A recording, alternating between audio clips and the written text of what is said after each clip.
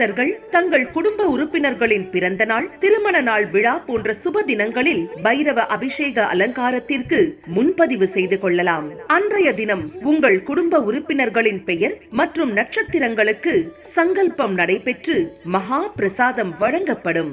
வெளியூர் அன்பர்களுக்கு கொரியர் மூலம் அனுப்பி வைக்கப்படும். மேலும் விவரங்களுக்கு